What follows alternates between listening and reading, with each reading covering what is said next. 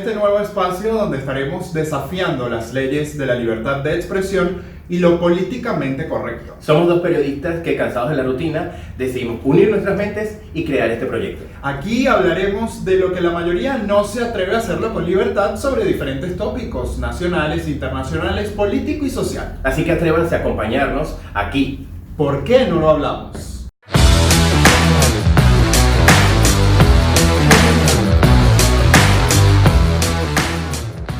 El Éxodo, tal cual lo conocemos, es el segundo libro de la Biblia que se ve representado por Moisés en la liberación de su pueblo de la esclavitud y los condujo a la tierra prometida.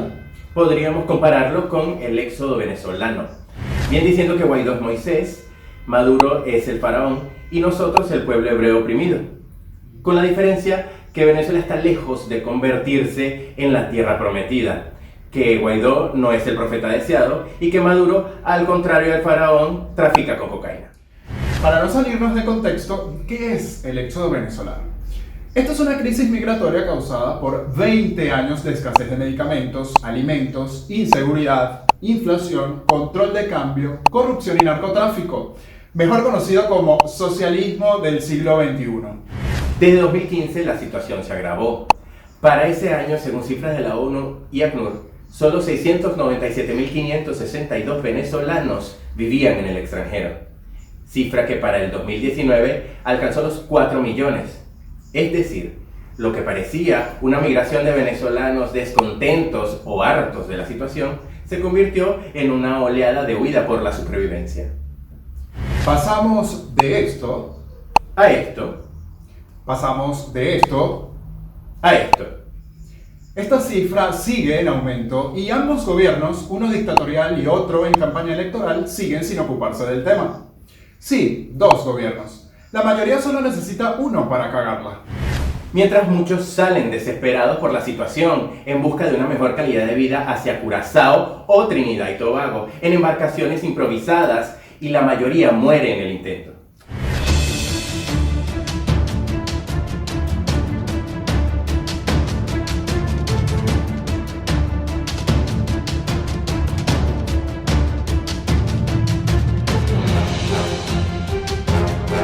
Además, la institución más prestigiosa de Venezuela, el SAIME, Servicio Administrativo de Identificación, Migración, Extranjería, que expide la documentación necesaria y que, por cierto, nos pertenece por derecho en la Constitución, se puede tardar al menos 2 años para entregar el pasaporte.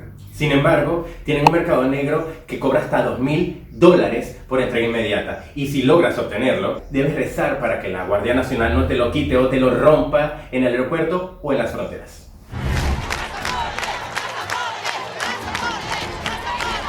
No me dejen ir a mi hijo indocumentado, porque ya me estoy viendo en la necesidad de pensar en irme a atravesar una frontera sin un documento más que su partida de nacimiento.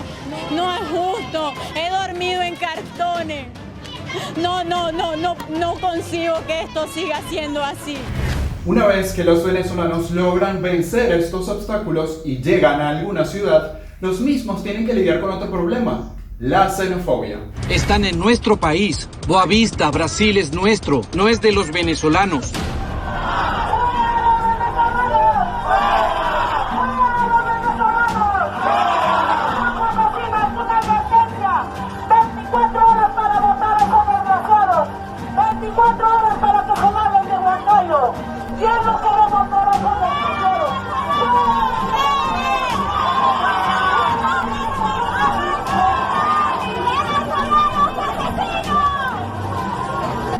Muchos afirman que este odio no es xenofobia, sino preocupación por la migración desmedida. Sin embargo, en 2016, en Panamá, el Frente Nacional Panameño llamó a una marcha con el lema "No más arepas, no más tequeños".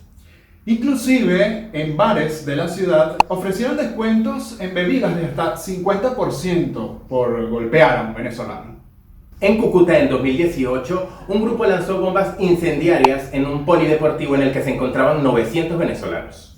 Asimismo, en Perú, siendo el segundo país con mayor número de migrantes después de Colombia, se han organizado campañas anti-venezolanos. Lo mañoso que ya ni puedes, que como el gallo terminas ya, y sin embargo con las venecas, bien maridazo tú te la crees, y sin embargo con Pero nosotros tenemos nuestra propia campaña. Golpea un enchufado. Ay, no, marico, no, marico. Chaviste, mierda. Y si creían que no teníamos problemas, se suma el tráfico de personas. Y es que debido a las condiciones en las que abandonan el país, muchos sin documentación caen en redes de trata, en su mayoría mujeres y menores de edad. En cuanto a la forma de captación de víctimas venezolanas, no difiere mucho respecto a las formas de captación de otras víctimas de Latinoamérica o en general. En cuanto al perfil, mayoritariamente estamos detectando mujeres cada vez más jóvenes que son captadas en entornos desfavorecidos, de extrema precariedad, y estamos viendo que las redes operan ofreciéndoles una vida mejor en nuestro país, en Europa. ¿Y qué dice la comunidad internacional? El secretario de la OEA, Luis Almagro, ha sido el único representante de este organismo que se ha encargado de visualizar la problemática, que ha mostrado interés en los venezolanos que sufren y de catalogar a Maduro y su gobierno como una dictadura criminal. Lo quiero hacer por las buenas, pero si tengo que hacerlo por las malas y convertirme en un dictador para garantizarle los precios al pueblo, lo voy a hacer por las malas. De hecho, repudió las declaraciones de la alta comisionada por los derechos humanos de la ONU, Michelle Bachelet, por su reciente visita a Venezuela. La expresidenta chilena, miembro del Partido Socialista y que fue torturada durante la dictadura de Augusto Pinochet, dijo, expresó, manifestó, comentó que las sanciones a Maduro habían agravado la crisis. Moción de orden. Creo que para aprender debemos respetar... Moción de orden, Lisa es ñoña. Oye, tú déjala en paz. No, tú déjala en paz.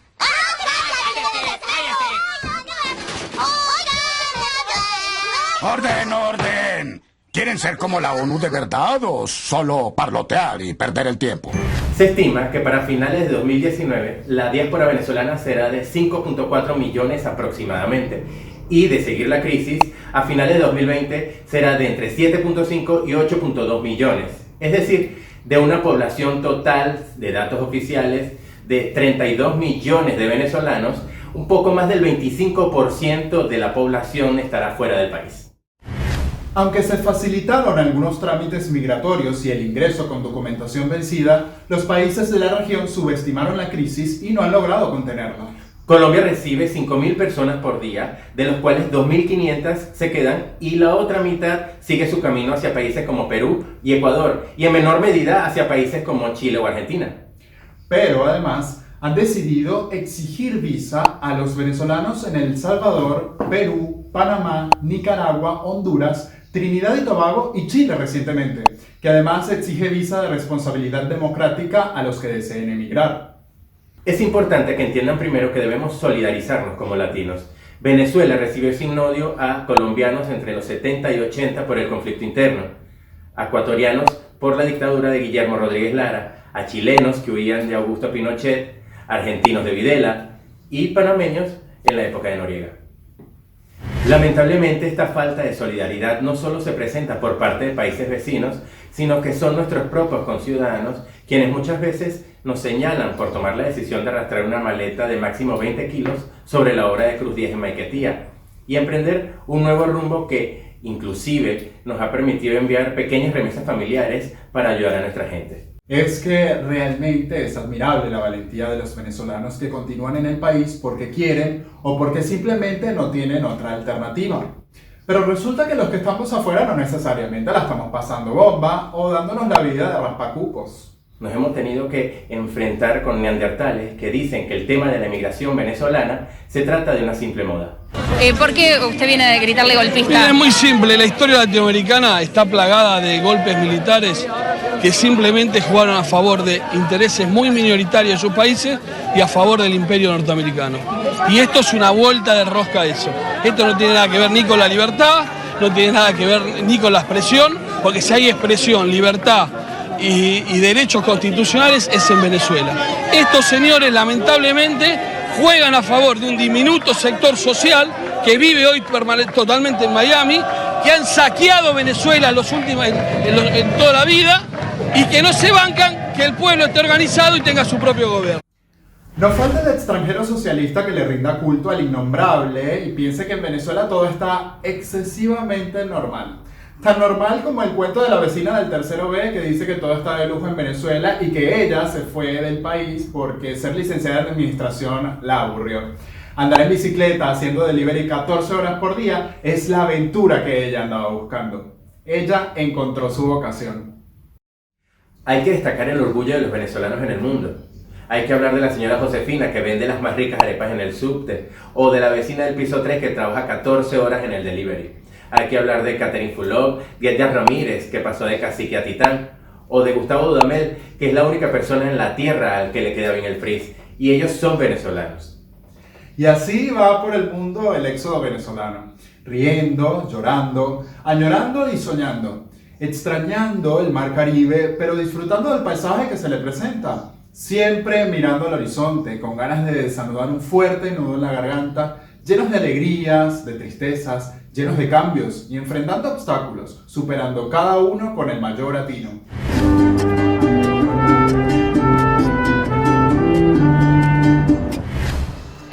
Vienes de Caracas, Venezuela, de una temperatura de como 25, 26 grados y llegas a Montreal, Canadá, en primavera, una temperatura donde la gente dice, ¡ay, qué agradable está, qué divino está! 14 grados. Yo caminaba temblando, yo me preguntaba si yo iba a ser capaz de acostumbrarme a un clima como ese, porque apenas estábamos en primavera y el invierno aquí es menos 20, menos 25 de temperatura promedio. Caminando muerta de frío, me dije un día, yo voy a entender mi cuerpo y yo voy a saber cómo yo tengo que vestirme para aprender a disfrutar esta temperatura y para aprender a conocer este país. Y esa fue una de las primeras experiencias que me hizo entender que si abrimos el espíritu podemos entender la nueva realidad en que vivimos y que siempre todo se puede. Y nada, sales de Venezuela, ese sitio en el que sin darte cuenta tienes muchos árboles, muchas plantas, muchas flores, mucho verdor, mucha clorofila, mucha lluvia, hasta en esos días en los que quieres disfrutar de la playa. Y te toca llegar al norte de Chile, a parte del desierto de Atacama, un sitio en el que no solamente no hay capa vegetal, sino que llueve muy poco o prácticamente nada. Entonces, nada, te toca aplicar el viejo truco y el buen plan de llenar ese balcón de matas. Así recreas un poco ese verdor que tanto nos gusta, que tanto disfrutamos. Y cuando extrañas la lluvia, un buen playlist de YouTube para dormir y te apuesto que lo logras súper relajado y tranquilo. Toca adaptarnos a ese sitio en el que estamos, toca sentirnos bien y pasarla bien, porque de eso se trata la vida, de pasarla bien. Salimos en mayo del 2018 de Venezuela. Ahora estamos en Barcelona, España, pero nuestra primera parada fue Ciudad de México. Muchas anécdotas nos han ocurrido en todo este tiempo, pero ahora les vengo a contar sobre la guasacaca y el mole, que es una especie de salsa mexicana hecha a base de chiles y muchísimos otros ingredientes. Teníamos un roomie mexicano que amaba la guasacaca y yo me convertí en fan número 1 del mole. Teníamos cada uno su provisión en la nevera y a la hora de comer la combinábamos con cosas imposibles para el otro y surgían cosas como ¿por qué le echas mole al taco? Y yo le decía, ¿y por qué tú le echas guasacaca a la pasta? Y así nos reíamos y pasábamos momentos divertidísimos, tanto él con su guasacaca y yo con mi mole. Eso nos enseña a que podemos mezclar nuestras deliciosas comidas con las comidas del lugar donde estemos en ese momento. Y por qué no, hacer costumbre con la gente del país en donde estemos en ese momento y darnos cuenta de que todo se puede, que todo se logra y si lo disfrutas, será maravilloso. A mí una de las cosas que más me costó acostumbrarme fue el idioma. Y es principalmente porque es un idioma muy parecido, es el portugués. Y yo me vine a Portugal confiado de que el portugués era pues bastante parecido, así que no me iba a costar mucho. Pero el problema es que es tan parecido que a veces piensas que lo estás hablando bien, pero no lo estás hablando bien. Hay muchas palabras que se dicen igual, pero tienen significados muy diferentes. Por ejemplo, oficina, en realidad en portugués es un taller mecánico. Un escritorio no es donde te sientas a trabajar y tienes ahí puesta la computadora. No, un escritorio es la oficina como tal, donde vas a trabajar.